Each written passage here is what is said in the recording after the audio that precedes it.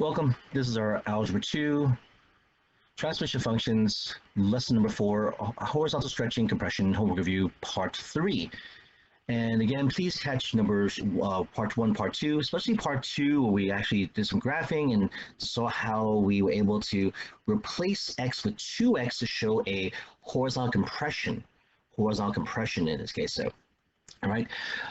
For number 5, however, we've seen repeatedly that horizontal dilation does not alter the graph's y-intercept. Given the function f of x and g of x equals f of kx, can you determine an algebraic argument for why f of x and g of x must have the same y-intercepts? Okay, so consider now that the idea is, we said before, that if g of x is equal to f of kx, then the transformation we use is going to be xy to become 1 over k times x comma y.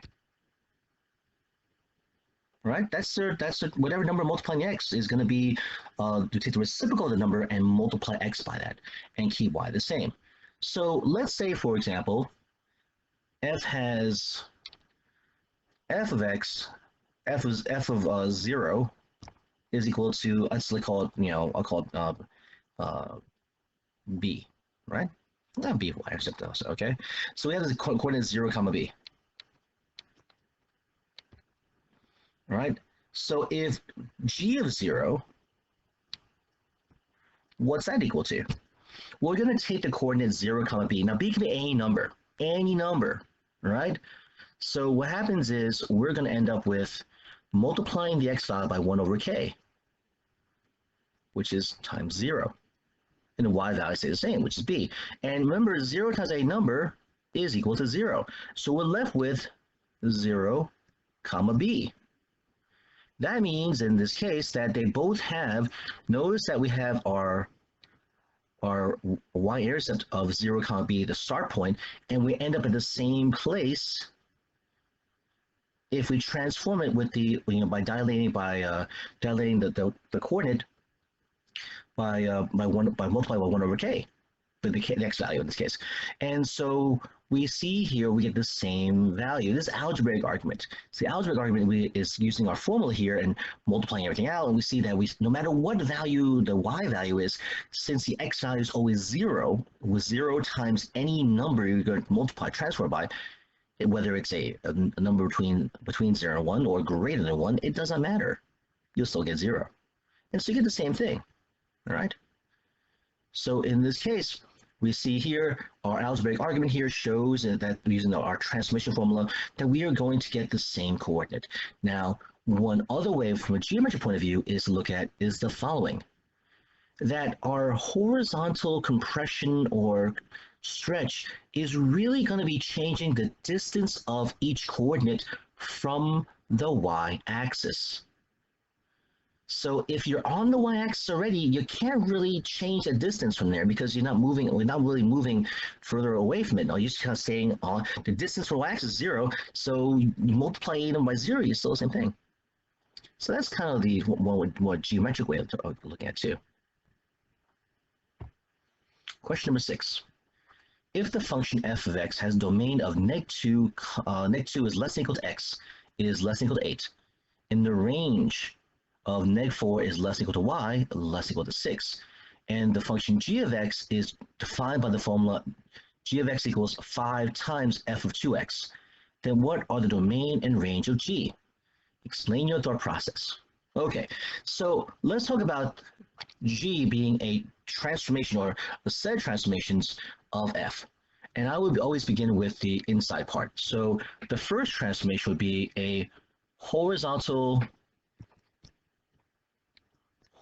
compression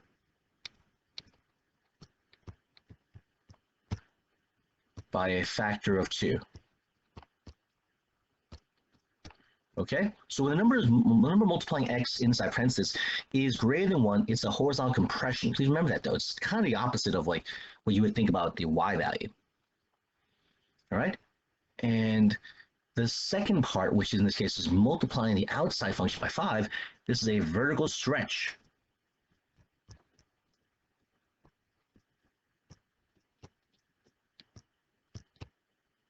by a factor of 5.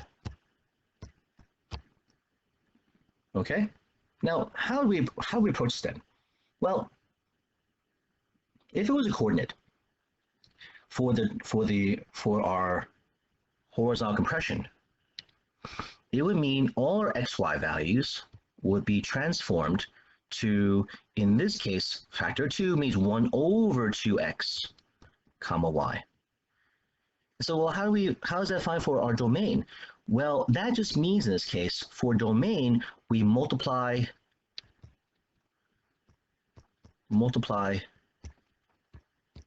our endpoints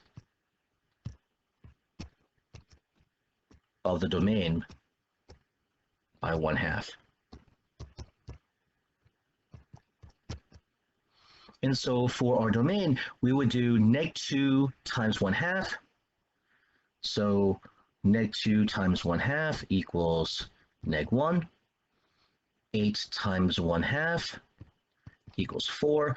Therefore, our new domain would be, oops, a little bit ahead.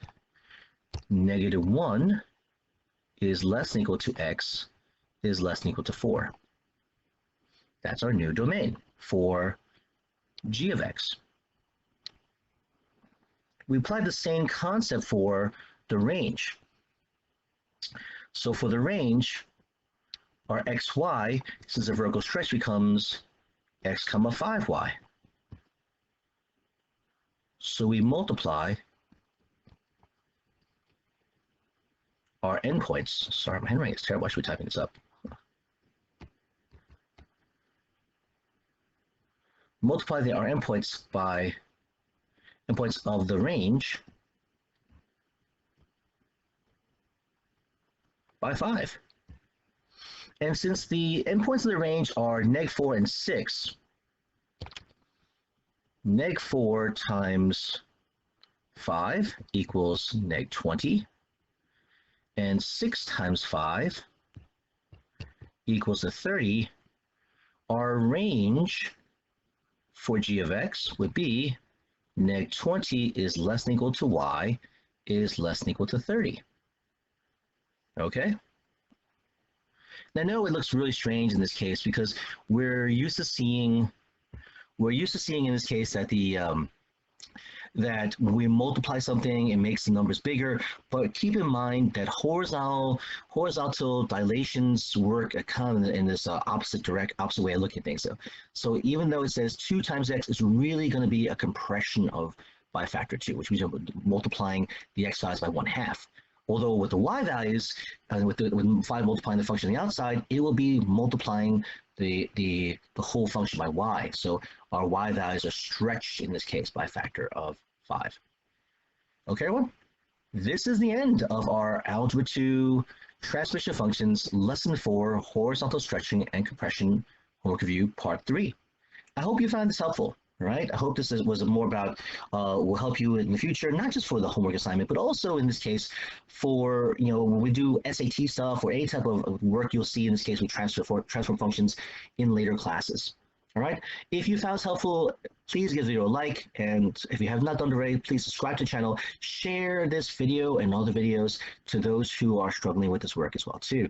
Thanks so much for watching, everybody. I look forward to seeing you guys in future videos, and take care of yourselves. Be safe.